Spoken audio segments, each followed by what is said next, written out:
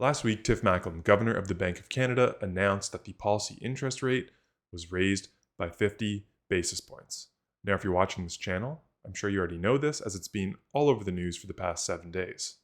Now, there was one little sentence mentioned in the interest rate announcement that has stirred up some fire in the real estate industry. And I want to talk about that one little sentence and also want to maybe pump the brakes on some of the "we have found the price bottom" mania that I've been hearing about all week long. Hey everybody, and welcome back to the channel. It's me, Robert Marsiglio, sales representative with Keller Williams, based out here in Durham region. And like I said, today it's this one little sentence that I want to talk to you about that has caused a big stir in the real estate industry over the past week. First off, here's that headline from December 7th. Bank of Canada increases policy interest rate by 50 basis points. But it is not this sentence that I am referring to that has caused such a stir. It is this sentence right here. This snippet is taken from the October interest rate announcement, and the last paragraph of the announcement that is released by the Bank of Canada goes into kind of some forward guidance. And this one reads, given elevated inflation and inflation expectations, as well as ongoing demand, pressures in the economy, the Governing Council expects that the policy interest rate will need to rise further. That statement, the policy interest rate will need to rise further, has been seen in every single rate announcement going back to the first hike we saw this year of the 7 way back in March. What changed in the December announcement, though, that has caused such stir? It's this sentence right here. Looking ahead, the Governing Council will be considering whether the policy interest rate needs to rise further to bring supply and demand back into balance and return inflation to target. So this caused some excitability. No longer was the verbiage, we will definitely need to increase rates more. Now it's more of a wait and see approach, and we'll see if we need to. So obviously people jumped on this narrative to really pump maybe the bottom of a market, the top of rates, and that now is the time to buy. When you couple that sentence with this graph, which shows you the median price point going all the way back to, this is December 2012 and November 2022, we can see our peak that happened in the GTA for freehold properties in February, the big steep drop off, and now it looks like an increase in prices for a couple months straight.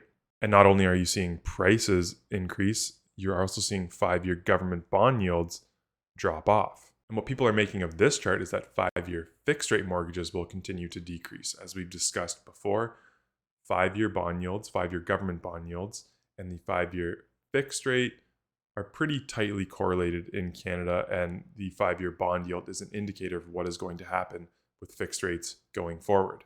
Tiff Macklem must have been paying attention to all this noise because on December 12th, he came out with a big statement. The governor of the Bank of Canada said he'd rather raise rates too much than too little. Bank of Canada Governor Tiff Macklem said Monday the risk of not rising rates enough and having inflation run wild is greater than the risk of raising them too much and fueling a recession. If we raise rates too much, we could drive the economy into an unnecessarily painful recession and undershoot the inflation target.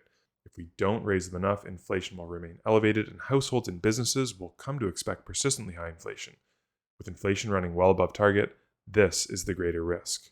That one snippet from the December rate announcement was quickly quashed, in my opinion, by the speech that Tiff Macklem gave, which is a little more hawkish than the tones in that December rate announcement.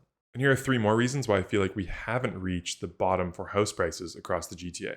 Number 1 is a falling unemployment rate, and you may be thinking, well, low unemployment must be good. People are making money, they can afford houses. In reality, though, it's the opposite. Country's low unemployment rate is not sustainable and is contributing to decades-high inflation. The second reason is that sales are just too low for this time of year to really have a true indication of where the value of homes are at. This red line represents where we're at in November. That was about 2,500 sales across the GTA. And the blue line represents the kind of 10-year average, throwing out the 2022 number. And that is closer to 4,100 sales per November. Unfortunately, the number that we use, median home price, to determine what the value of properties are in a certain area is really dependent on there being sales in that area. So when sales are suppressed or it's only the high, best quality homes that are selling, it may drag up that median sale price and artificially inflate that number. It's a little different than the stock market where you know exactly what a seller is asking to depart with their stock. Price discovery in the stock market happens a little bit quicker than it does in real estate. So we're going to need to see more sales from a wider variety of properties to really know truly what are the value of homes in the greater Toronto area. And the third reason why I feel like we haven't reached the bottom is there just hasn't been enough time.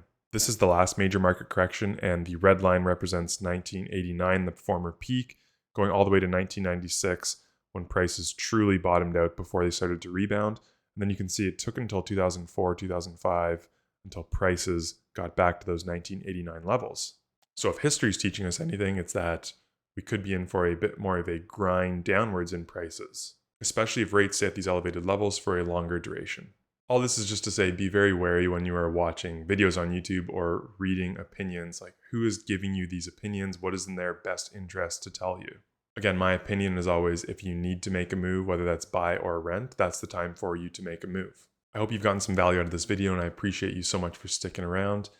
If you have any questions about the market in your area, there's a link down in my bio for you to book a call with me. I'm happy to walk you through what is happening in the region, in your area, in your neighborhood, on your street specifically. Also, while you're down there, please hit that subscribe button and like this video. Thanks so much for watching, and until we speak again next time, stay safe and cheers. Hey there, I really appreciate you watching this video all the way to the end. If you enjoyed it, I've got another video for you right here on the screen. And, while you're here, maybe just click on my face, subscribe to. I don't want you to miss anything going forward.